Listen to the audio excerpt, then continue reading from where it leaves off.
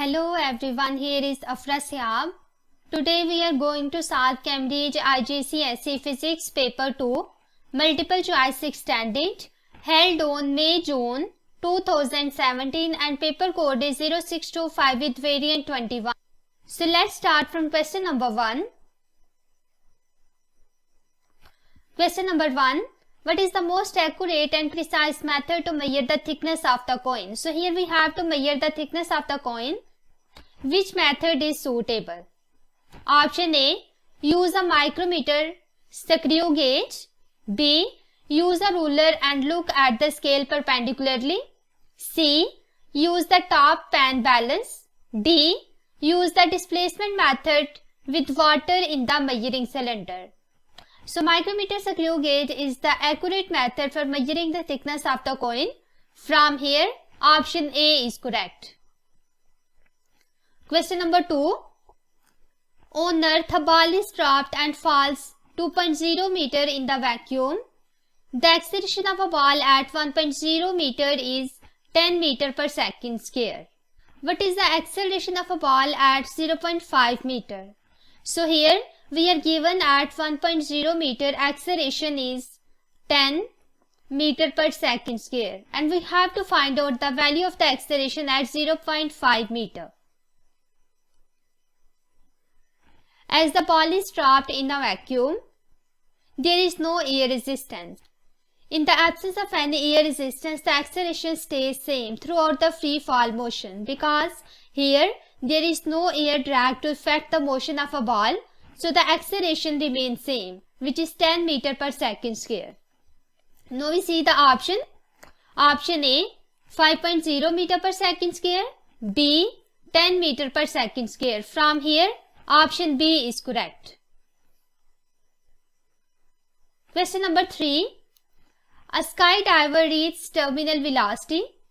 Then he opens his parachute. What happens to the skydiver as the parachute opens? Option A, there is decrease in weight. B, there is acceleration upwards. C, there is an increase in speed. D, there is movement upwards. So first of all, if the object has positive velocity and positive acceleration, it means that its velocity increases. And if the object has positive velocity but negative acceleration, it means that velocity decreases.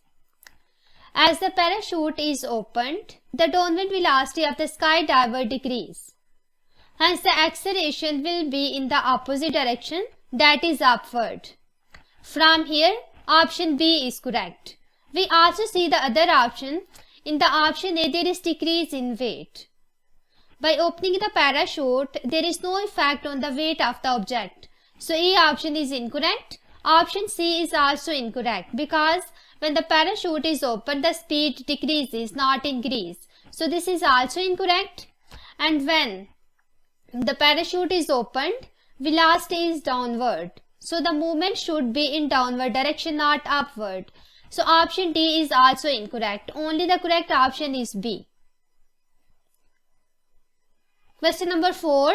A piece of steel is taken from the earth to the moon for an experiment. The gravitational field strength on the moon is smaller than on the earth. Which statement about the piece of steel is correct? Option A, it has less mass on the moon than on the earth. B, it has more mass on the moon than on the earth. C, it weighs less on the moon than on the earth. D, it weighs more on the moon than on the earth. So first of all, here we have to compare the mass and weight on the surface of the moon and earth. It is given that the gravitational field strength at the surface of moon is smaller as compared to the surface of the earth. The mass is the intrinsic property of a body. It is independent of the surface. Either the experiment is taken on the surface of the moon or earth. So the mass remains same. I write here mass on the moon will be equal to mass on the earth and it is equal to m. But we know that weight is the product of mass and gravitational field strength. If the gravitational field strength on the moon is smaller, it means that on the moon weight should be smaller as compared on the earth. From here, option C is correct, which shows that it weighs less on the moon than on the earth. Question number 5. Heating cylinder containing only water is placed on an electronic balance. A small, irregularly shaped stone is now completely immersed in the water. The diagram shows the equipment before and after the stone is immersed. So there are two diagrams. First diagram, balance shows the reading of 105.0 gram. This is the value of the mass, and when we drop the stone, the mass increases and it becomes 217.5 gram. Next, the volume is given. First of all, it is 40 cubic centimeter, and after dropping the stone, the volume increases and it becomes 65 centimeter. What is the density of the material of the stone? So here we have to find out the density of the stone. We know that density is mass per unit volume. But here we have to find out the density of the stone. That's why we use the mass and volume for the stone. So I write here, mass for the stone will be equal to 217.5 minus 105.5. So mass of the stone will be equal to 112.5 gram. Next, we also have to find out the volume. It will be equal to 65, that is here, minus 40, which is equal to 25 cubic centimeter. So the density will be equal to 112.5 divided by 25. It will be equal to 4.5 gram per cubic centimeter. Now we see the options. Option A, 1.7 gram per cubic centimeter. B, 3.3 gram per cubic centimeter. C, 4.5 gram per cubic centimeter. So option C is correct. Question number 6. A boat is traveling at a steady speed in a straight line across the surface of a lake. Which statement about the boat is correct? So here the boat is traveling at the steady speed. Option A, the resultant force on the boat is in the direction of the motion. B, the resultant force on the boat is in the opposite direction of the motion. C, the resultant force on the boat is vertically downwards. D, the resultant force on the boat is 0. As the boat is traveling at a steady speed, it means that the resultant force is acting on the boat is 0. From here, option D is correct. Question number 7. A ball of weight 1.2 Newton drops through the air at the terminal velocity. So there is a terminal velocity. A body gains the terminal velocity only when its weight is equal to the air resistance force. So in this way, the body reaches the terminal velocity. At the terminal velocity, the net force is acting on the body is equal to 0. A sudden gust of wind exerts a force of 0.5 Newton on the ball from the left, which diagram shows the resultant force on the ball while the wind is blowing. Now we can see from here that a ball of weight 1.2 Newton is dropped through the air at the terminal velocity. It means that the weight of a body is acting vertically downward. So the first vector will be in downward direction and its magnitude is 1.2 Newton. If I consider here ball, then there must be an equal force that is acting in upward direction. And its magnitude is also 1.2 Newton. A sudden gust of the wind exerts a horizontal force of 0.5 Newton on the ball from the left. So there is a second vector from the left towards the right whose magnitude is 0.5 Newton. We add the vectors according to the head to tail rule. If I add vectors here, then what will happen? The first vector will be due to the weight. I have to place the tail of the second vector on the head of the first vector. Second vector would be in this direction. It is 0.5 Newton and this is 1.2 Newton. Then the resultant will be found from the tail of the first vector towards the head of the last vector. So resultant will be in this direction. Now we see the diagrams. In the option A, this diagram is incorrect because this is not added according to the head to tail rule. In the option B, we can see here the first vector is vertically downward, which is 1.2 Newton. Second is 0.5 Newton, that is towards left. We have to coincide the tail of the second vector with the head of the first vector. So B option is also incorrect. Similarly, D option is incorrect. Only correct option from here is C. Because here are two forces, that is upward and downward. The upward force is due to the air resistance while the downward is due to the weight. So only C option is correct. Question number 8. The diagram shows the uniform bridge 4.0 meter long and weighing 10,000 Newton. The bridge is pivoted at one end. A force at the other end gradually increases until the bridge begins to lift. What is the lifting force as the bridge starts to move upward? So here we have to find out this lifting force. Here I use the concept of conservation of the moment, that the total clockwise movement will be equal to the total anti-clockwise movement. There is a uniform bridge whose weight is 10,000 Newton and there is a weight that is acting at the mid. So I draw here weight and it is equal to 10,000 Newton. The perpendicular distance of this weight from the pivot point will be equal to 2 meter. So I write here clockwise movement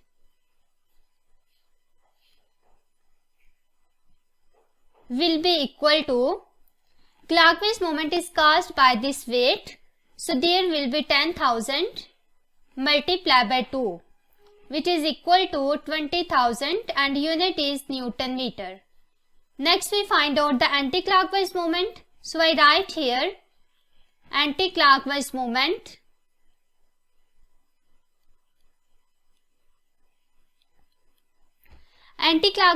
is caused by the lifting force. So there will be F multiplied by perpendicular distance and the total distance is 4. So I write here 4. Next the clockwise movement will be equal to anti-clockwise movement. That's why I write here F multiplied by 4, it is equal to 20,000. So force will be equal to 20,000 divided by 4, which is equal to 5,000 Newton. Now we see the option. Option A 2500 Newton, B 5,000 Newton. So option B is correct from here. Question number 9. A bullet of mass 0.10 kg travel horizontally at a speed of 600 meter per second.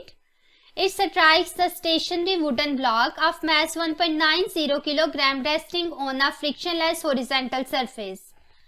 The bullets stay in the block. What is the speed of the bullet and the block immediately after the impact?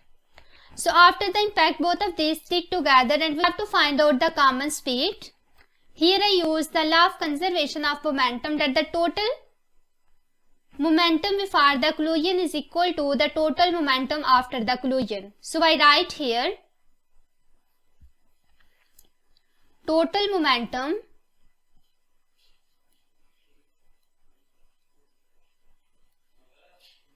before collision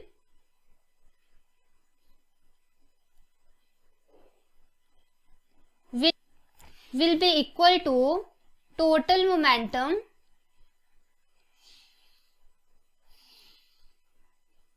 after collision.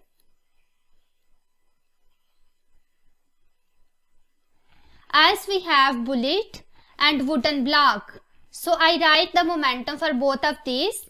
Therefore, I write here m1v1 plus m2v2. This is the momentum of the system before collision. It will be equal to m1v1 prime plus m2v2 prime. This is the momentum of the system after the collision. After the impact, both of these stick together and they move with the common speed. So I write here v1 prime is equal to v2 prime, and I suppose that it is equal to v. And we have to find out the value of v. So I write here m1 plus m2 into v. On the left hand side, the term remains same. So v will be equal to m1v1 plus m2v2 divided by m1 plus m2. Now I am going to put values here. m1 is given, that is the mass of bullet, 0.10 multiplied by v1, 600, plus the momentum for the wooden block, mass is given 1.90 multiplied by, this is stationary, so its speed will be equal to 0 divided by the sum of both of these masses, which is 0.10 plus 1.90. So the speed will be equal to 30 meter per second. From here, option A is correct.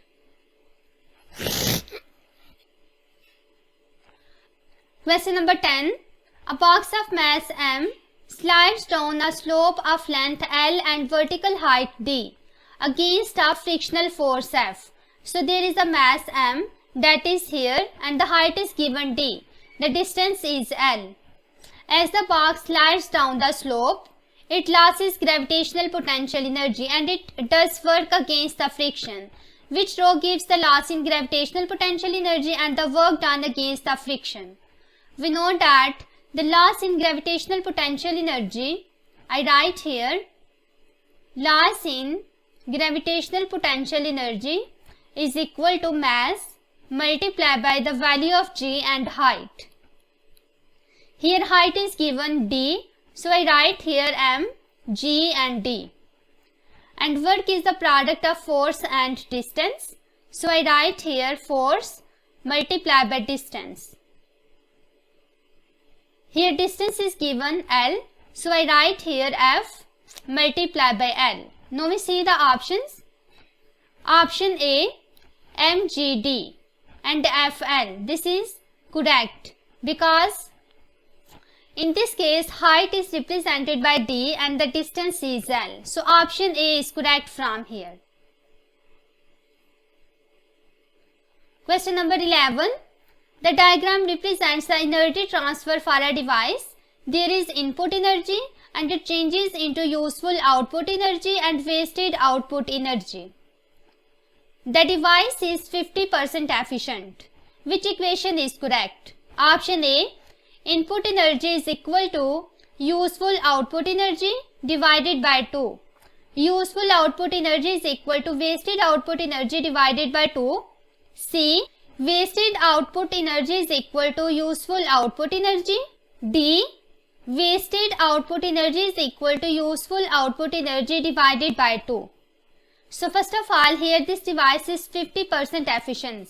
It means that efficiency is equal to 50%, which will be equal to 50 over 100 and it is equal to 1 over 2. We know that efficiency is the ratio of useful output energy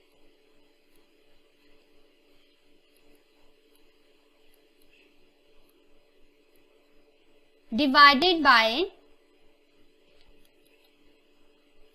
input energy.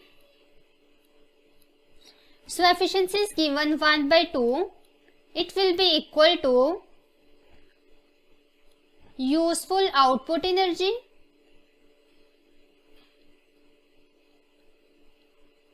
divided by input energy. From here we can write useful output energy multiplied by 2 is equal to input energy. We can also rearrange this equation and can write useful output is equal to energy input divided by 2. Now we see the option.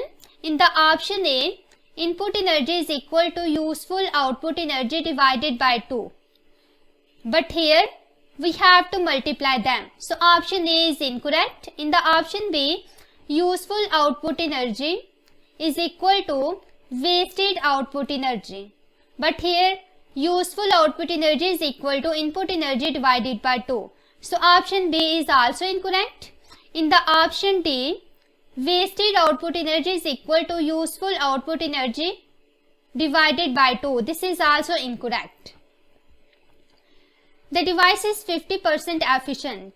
It means that 50% of the input energy changes into the useful output energy, and then 50% waste as output energy. From here, option C is correct. Wasted output energy is equal to useful output energy. Question number 12. A student carries out some simple exercises in which exercise is the most work done. So in which case the work done is most? Option A, lifting through 1 meter and the mass is given 1 kilogram. We know that work is the product of force and distance. Here distance is given which is 1 meter, but we don't know the value of force. So force will be equal to mg and this distance d. So mass is given 1 kilogram multiplied by the value of g is 10 and distance is also 1. So work will be equal to 10 joule. In the option B, pushing through 1 meter against a frictional force of 4 Newton. So here force is given and also distance. So I write here work is equal to Fd, force is given 4 Newton multiplied by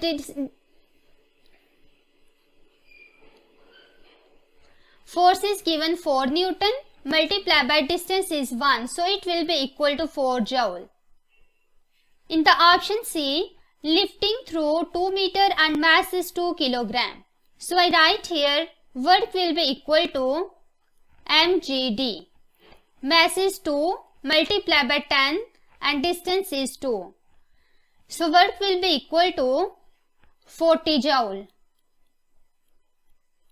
In the option D, pulling through 2 meter against a frictional force of 2 Newton and mass is given 2 kilogram. So I write here work is equal to Fd, force is given 2 Newton multiplied by distance is also 2. So it will be equal to 4 joule. In all of these cases, the work done is most in the case of C. So option C is correct from here. Question number 13. 4 different liquids are poured into 4 containers. The diagram shows the depth and the density of the liquid in each container. In which container is the pressure on its base the greatest? So where the pressure is greater? In the option A, here the liquid density is given 3.1 gram per cubic centimeter and depth is given 10 centimeter. We know that pressure due to the liquid is equal to density multiplied by G and depth. I use this formula and find out the pressure of all of these cases. So I write here pressure due to the liquid A, it will be equal to density is 3.1 multiplied by 10 and depth is given 10. So pressure will be equal to 31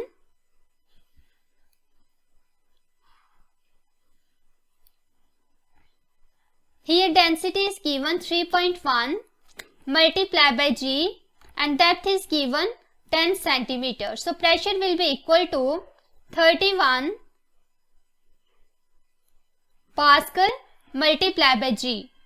Next, for the pressure of the liquid B, depth is 20 cm while the density is 1.2 gram per cubic centimeter.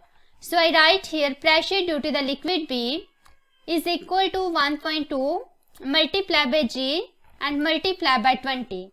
So this pressure will be equal to 24 Pascal multiplied by G. The pressure due to the liquid C will be equal to 1.3 multiplied by G and multiplied by 30. So it will be equal to 39 Pascal multiplied by G. At the end, pressure due to the liquid D will be equal to 0.8 multiplied by G and depth is given 40 cm. So this pressure will be equal to 32 Pascal multiplied by G. Now we can see from here that the pressure due to the liquid C is largest. From here, option C is correct. Question number 14. Brownian motion is observed when using a microscope to look at the smoke particles in air.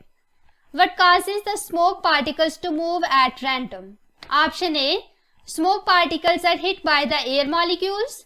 B. Smoke particles are moved by the convection current in the air. C. Smoke particles have different weights and fall at different speeds. D. Smoke particles hit the walls of the container. From here, option A is correct. The smoke particles move randomly because these are hit by the air molecule. Question number 15. Gas molecule strikes a container wall, causes a pressure to be exerted on the wall. Which statement explains this? Option A. When the molecule rebounds, there must be change in its energy. B. When the molecule rebounds, there must be change in its momentum. C. When the molecule rebounds, there must be change in its speed. D. When the molecule rebounds, there must be change in its temperature. So first of all, I consider here gas. The molecules of the gas are moved randomly and collide with each other. I consider this molecule. It collides with the wall of this container and then rebound back. It changes its direction, so there will be change in momentum. When there is change in momentum, we know that change in momentum is equal to impulse, which is the product of force and time.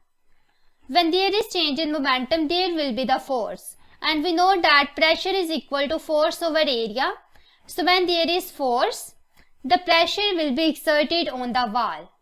It means that when the molecule rebounds, there must be change in momentum, due to which this causes the pressure to be exerted on the wall. Option B is correct. Question number 16. Equal masses of two different liquids are put into the identical beakers. Liquid 1 is heated for 100 seconds and liquid 2 is heated for 200 seconds by the heater of the same power. Each liquid has the same rise in temperature. Which statement is correct? Option A. Each beaker of the liquid has the same thermal capacity. B. Each beaker of the liquid receives the same energy. C. Liquid 1 receives more energy than the liquid 2. D. Thermal capacity of the liquid 1 is less than the thermal capacity of the liquid 2. So first of all, the liquid 1 is heated for 100 seconds and the liquid 2 is heated for 200 seconds. It means that double heat is provided to the liquid 2 as compared to 1. We know that Q is equal to mc delta T and C is equal to Q over m delta T. The heat given to the liquid 1 is equal to Q. I write here Q1 is equal to Q, but the heat provided to the liquid 2 is double. So I write here 2Q. So C1 will be equal to Q over m delta T, where C2 is equal to 2Q over M delta T. It means that C2 is greater than C1 or C1 is less than C2. Now we see the option. In the option D, the thermal capacity of the liquid 1 is less than the thermal capacity of the liquid 2. So option D is correct from here. Question number 17. Water of mass 100 gram at a temperature 100 degrees C is converted into the stream at 100 degrees C. The specific latent heat of vaporization of water is 2300 joule per gram. How much thermal energy is absorbed by the water? We know that E is equal to mLV. M is the mass where LV is the latent heat of vaporization of the water and D is the energy. So E will be equal to mass is given, which is 100 gram, multiply by the specific latent heat of vaporization of water is 2300 joule per gram. So this gram cancels by this and thermal energy will be equal to this value and unit is joule. Now we see the option. Option A 23 joule, B 230 joule. C option is correct because here the value is same. So option C is correct. Question number 18. A copper bar and a wooden bar are joined. A piece of paper is wrapped tightly around the joint. The bar is heated strongly at the center for a short time and the paper goes brown on one side only. Which side goes brown and what does this show about the wood and the copper? So first of all, here is wood and copper. A paper is wrapped around this joint. So which of the side will turn brown? Brown side, wood and copper. Option A, copper conductor insulator. B, copper insulator conductor. C, wood conductor and insulator. D, wood insulator and conductor. So first of all, we know that wood is insulator while the copper is conductor. Conductor contains a large number of free electrons due to which the heat conduction takes place easily in the copper. But the insulator does not contain free electron, so there will be no conduction of heat. So when the bar is heated strongly at the center for the short time, the side that is towards the wood, it will turn brown. From here, option D is correct, which shows that brown side is wood and wood is insulator while the copper is conductor. Question number 19. Different waves hit barrier with different sized gaps. The wave will diffract. In which diagram does the greatest spreading occur? In the option A, we can see that there is gap which is 2.0 cm and wavelength is given 1.0 cm. The gap is larger as compared to the wavelength, so there will be less diffraction.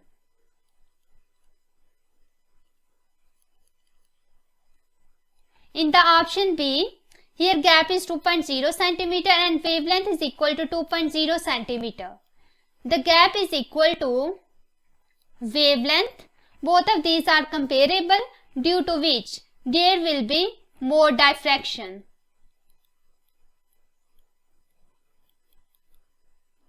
We also see the other options. Option C, here gap is 3.0 cm and wavelength is 1.0 cm. So gap is greater as compared to the wavelength, then there will be less diffraction.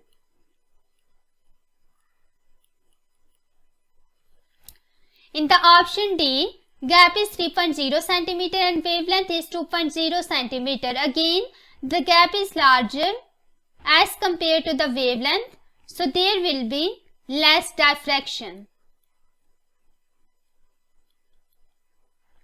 From here, only correct option is B.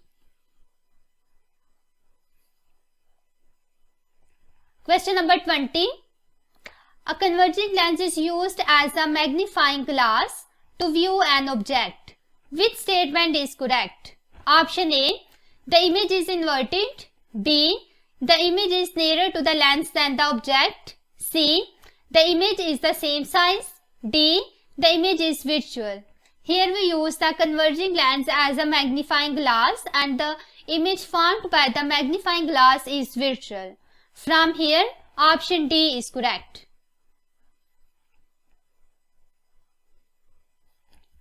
Question number 21. Which diagram shows what happens when a ray of white light passes through a prism? Option A.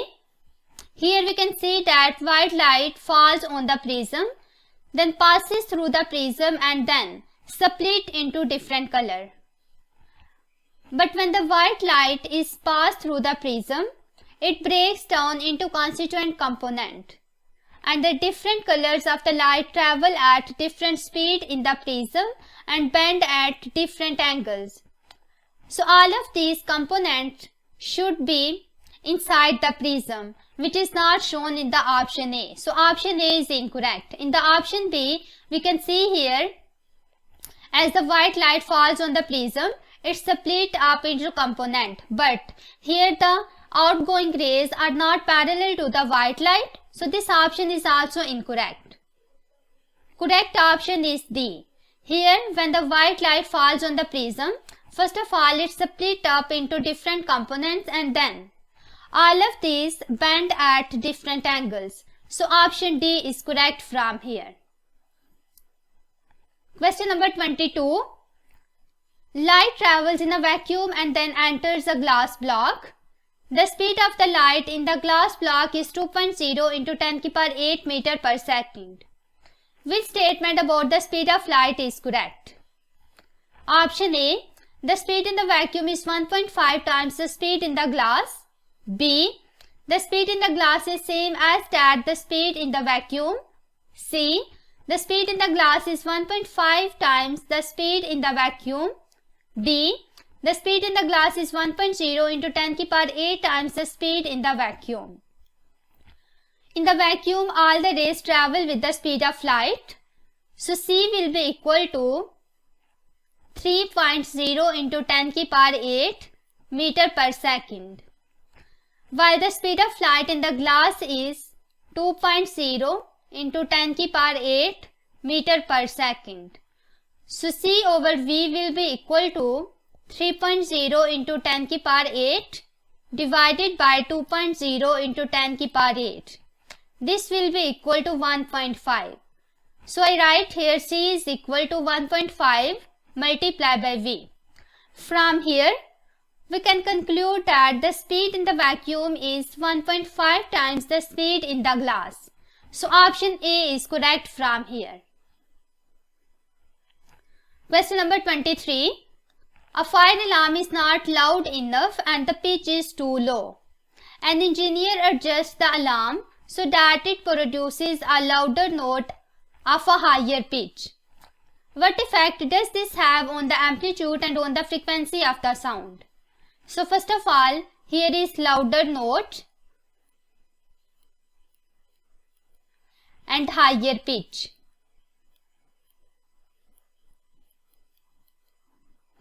We have to explain the effect on the amplitude and the frequency of the sound. Amplitude is related with the loudness. When the loudness is larger, the amplitude should be larger, and when the loudness is smaller, amplitude should be smaller. So I write here loudness is proportional to the amplitude. Here there is louder note. It means that amplitude should be large.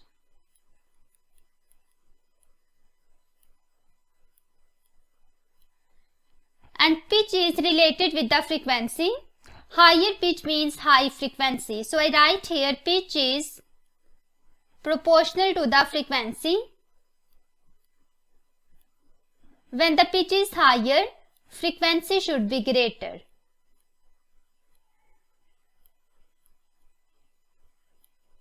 Now we see the options. Amplitude and frequency. Option A, larger, greater. So option A is correct from here because both of these should be larger. Question number 24. In a toy, metal fish are lifted out of the toy pond using a metal rod. The fish are magnetically attracted to the end of the rod. There is no magnetic force between the fish themselves. What are the possible materials from which the fish and the rod are made? So steel is basically used to form a permanent magnet, while the iron is used for the temporary magnet. We want the fish to be attracted only by the rod, so the rod should be made of steel, while the fish should be made of iron. Now we see the options. Fish and rod. Option A, aluminium, soft iron. B, aluminium, steel. C, soft iron. D, soft iron and steel. From here, option D is correct because fish should be made from the soft iron while the rod should be made of the steel. Question number 25. What is the most effective method of demagnetizing a bar magnet? So here we have to demagnetize a bar magnet. Option A, placing the magnet in a solenoid carrying a large alternating current and gradually decreasing the current. B, placing the magnet in a solenoid carrying a large direct current and gradually decreasing the current. So direct current is basically not used for the magnetization and demagnetization, so option B is incorrect. C, placing the magnet in a solenoid that produces a magnetic field in the opposite direction to the magnet.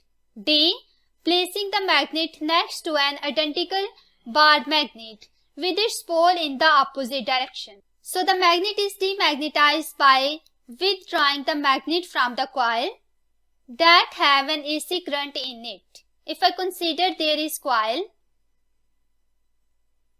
and it carries the alternating current, and there is also the bar magnet.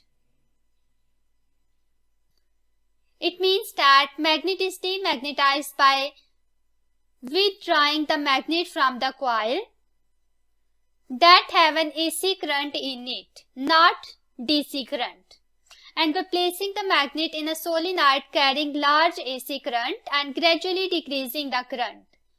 Select a higher AC current value and slowly reduce to 0. From here, option A is correct, which shows that placing the magnet in a solenoid carrying a large alternating current and gradually decreases the current. So option A is correct from here. Question number 26. A magnet near a coil of wire is attracted to the coil only when there is a current in the coil. Which statement explains this force of attraction? Option A. The coil of the wire has its own gravitational field. B. The coil of wire is made from soft iron. C. The current in the coil of wire creates a magnetic field.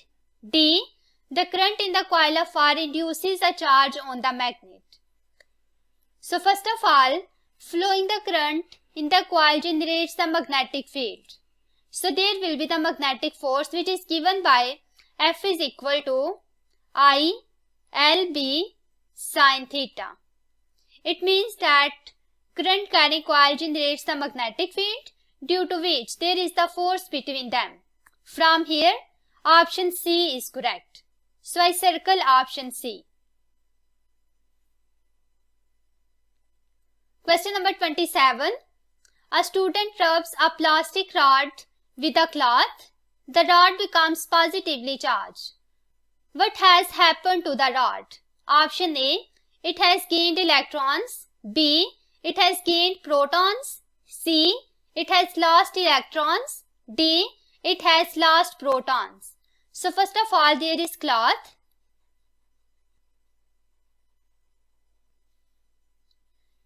And there is also plastic rod. The plastic rod is rubbed with the cloth, then the rod becomes positive charge. It means that this rod loses the electron that are shifted towards the cloth. So there will be negative charges on the cloth. The plastic rod becomes positively charged because it has lost electrons. From here, option C is correct. Question number 28. Which quantity is measured in coulombs? Option A, charge, B, current, C, electromotive force, D, power.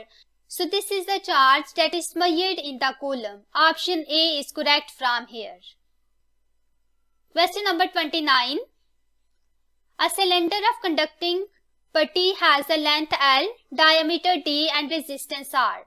The putty is now modeled into the cylinder of diameter 2D that has the same volume. So here the volume remains same.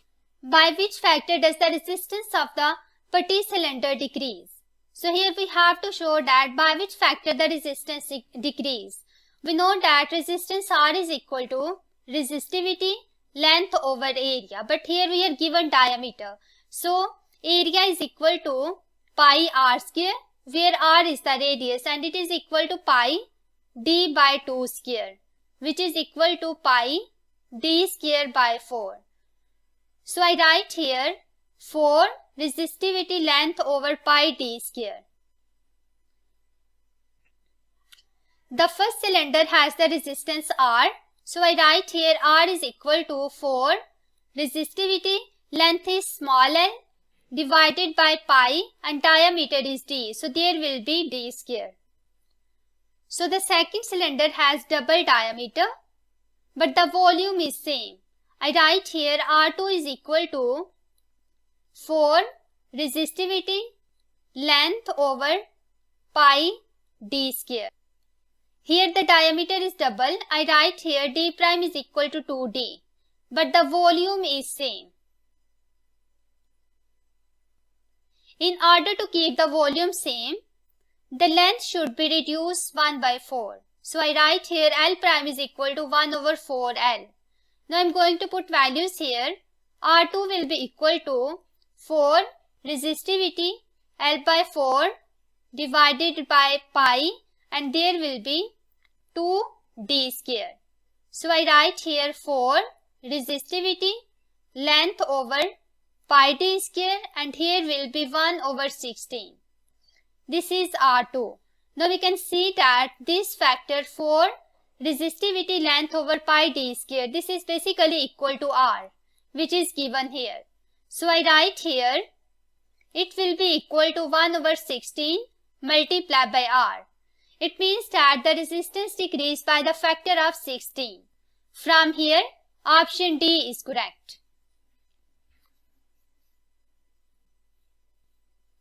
Question number 30. The average current during a lightning strike between a cloud and the ground is 1.5 into 10 to the power 4 ampere. The lightning released 3.0 into 10 to the power 8 joule of energy and lasts for 2.0 into 10 to the power minus 4 seconds. What is the average electromotive force EMF between the cloud and the ground? So here we have to find out the electromotive force. We know that electromotive force is equal to energy divided by charge. The energy supplied to the charges to move around the complete circuit. So here energy is given, which is 3.0 into 10 to the power 8 joule divided by charge. We don't know the value of charge, but I is equal to Q by T. So charge will be equal to current multiplied by time. Current is given 1.5 into 10 to the power 4. So I write here 1.5 into 10 to the power 4 multiplied by time is 2.0 into 10 to the power minus 4. So there will be 2.0 into 10 to the power minus 4. So the value of EMF will be equal to 1.0 into 10 to the power 8 volt. From here, option C is correct.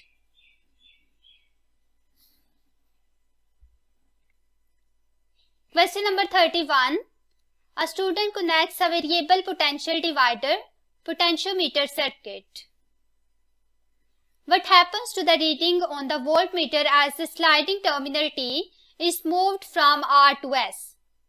Option A, it decreases from 12 volt to 0 volt. B, it increases from 0 volt to 12 volt. C, it remains at 0 volt. D, it remains at 12 volt. Here we can see that voltmeter and resistance, both of these are connected in parallel, and in the parallel combination, the potential difference remains same. So V will be same, and both of these forms the potential divider. When the sliding terminal comes at the point S, then the potential V will be equal to 12 volt. It means that when the sliding terminal T slide from R towards the S, then the potential difference increases from 0 volt to 12 volt. Now we see the option. In the option B, it says that the voltmeter reading increases from 0 volt to 12 volt. So option B is correct from here. Question number 32. The circuit diagram shows a circuit with an AC supply, a diode and a resistor. Which diagram shows how the current I in the resistor varies with the time? So first of all, in this circuit we can see that there is AC power supply. There is also a resistor and a diode. The function of a diode is to convert the alternating current into direct current. I write here, it changes AC into DC. Alternating current is that changes its polarity again and again. But the DC current is unidirectional current. It flows only in one direction. So when there is diode in the circuit, it means that the output will be simple DC current. Now we see the option. In the option A, there is AC wave. So option A is incorrect. Option B. Here first of all, this curve is shown when the negative peak come. Then the diode block this current and there will be straight line. Next the positive peak is shown. Again when the negative peak come, then the diode block the current and there will be the straight line. So B option is correct from here. Question number 33. A line dependent resistor LDR and a resistor R are connected in series circuit. Light falls on the LDR. The brightness of the light falling on the LDR decreases. What happens to the resistance of the LDR and what happens to the reading on the ammeter? Resistance of the LDR and reading on the ammeter. Option A, decreases. B, decreases increases. C, increases Option D, increases. First of all, we can see here that when the brightness of the light falling on the LDR decrease, then the resistance of the LDR increases. As the LDR and resistor, both of these are connected in the series, and the total resistance will be equal to R plus resistance of LDR. When the resistance of the LDR increase, so that the total resistance also increase. By increasing the resistance value, the current decrease. So the reading on the ammeter decrease. Now we see the option. In the option C, the resistance increases but the reading on the ammeter decrease. So option C is correct from here. Question number 34. The diagram shows a logic gate. Which input combinations at P and Q gives an output of 0 at R? So here will be output 0. First of all, we can see here that this bubble shows NOT gate, while the remaining is AND gate. When we apply NOT gate over the AND gate, there will be NAND gate. So this symbol is basically for the NAND gate. I consider here input P and Q, and then I apply AND gate, and then there will be NAND gate. First of all, I consider the input 0 and 0. In the AND gate, we can say that when both of the inputs are high, the output should be high. Otherwise, the output should low. If any one of the input is low, the output should be low. So when 0 and 0 combines by the AND gate, here will be 0. And when I apply NOT gate to get the NAND gate, there will be 1. Because NOT gate changes 1 into 0 and 0 into 1. Next I check 1 and 1. When both of the inputs are high, the output of the AND gate should be high and it is equal to 1. And when I apply NOT gate here, then 1 changes into 0. So I write here the output of the NAND gate should be equal to 0. It means that in order to gain the output 0 of the NAND gate, the inputs should be 1 and 1. Now we see the option. Option A, 0 and 0. B, 0 and 1. C, 1 and 1. D, 1 and 1. From here, option D is correct. Question number 35. A simple DC electric motor is fitted with a coil that is rotated in the magnetic field. A commutator connects the power supply to the coil. What is the purpose of the commutator? So what is the function of the commutator? Commutator is used in the electric motor, not in the generator. So commutator basically prevents the direction of current from changes. We know that when the coil turns after 180 degree, like this is the sinusoidal waveform. The function of the commutator is to change the direction of the current after 180 rotation. So the direction of current will remain in one side, like this. Now we see the options. Option A, it converts AC into DC in the coil. B, it prevents the current from becoming too great because the coil has low resistance. C, it reverses the direction of the current in the coil after every 180 degree rotation of the coil. D, it switches the current off momentarily after every 90 degree rotation in the coil. From here, option C is correct because it reverses the direction of current after every 180 degree rotation in the coil. Question number 36. What is the purpose of the relay? Option A, to change a large voltage into smaller voltage. B, to change a small voltage into larger voltage. C, to use a large current to switch on a small current. D, to use a small current to switch on a large current. So the function of relay is to use a small current to switch on a large current. From here, option D is correct. Question number 37. Which row gives the relative charge on an electron, neutron and a proton? Electron, neutron and proton. The charge on the electron is -1, while the neutron is neutral. It don't have any charge. So charge on the neutron will be 0, while the proton has +1 charge. Now we see the option. Option A, -1, 0 and -1. B, -1, 0 and +1. So B option is correct from here. Question number 38. A nuclide of element X undergoes beta decay. Which statement is correct? Option A, the nucleon number is increased by 1. B, the nucleon number stays the same. C, the product in another nuclide of isotope of X. D, the proton number decreased by 1. So first of all, if I consider element X and its atomic number is C, while the nucleon number is A.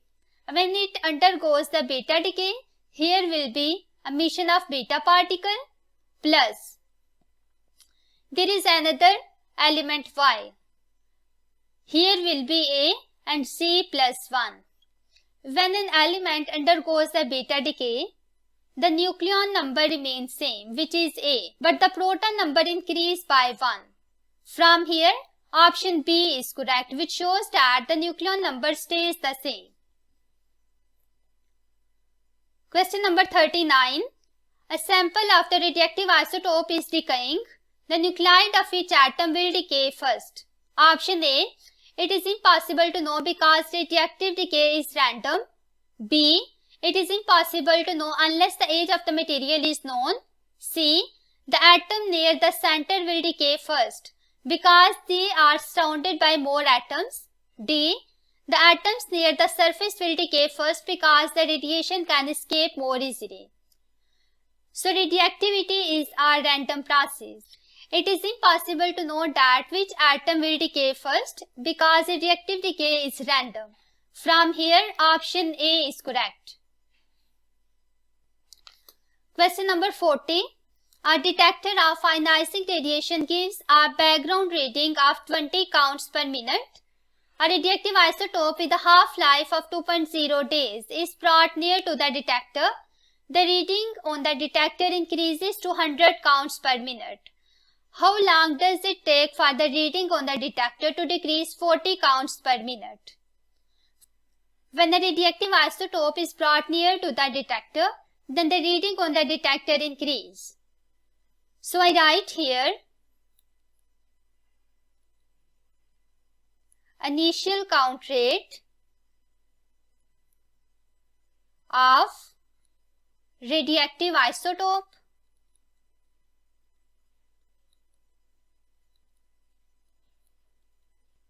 it will be equal to 100 counts per minute minus background reading. So there will be minus 20, which is equal to 80 counts per minute.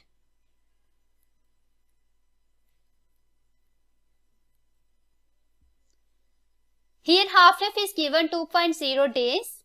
When the first half-life passes,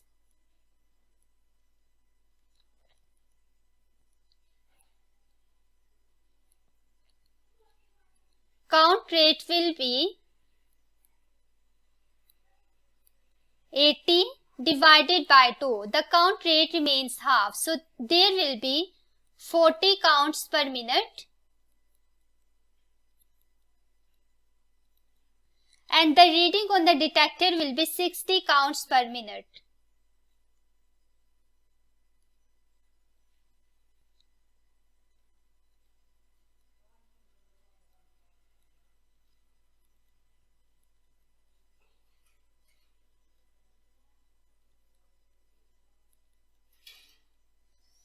When the second half-life passes, again the count rate remains half. So I write here, after second half-life,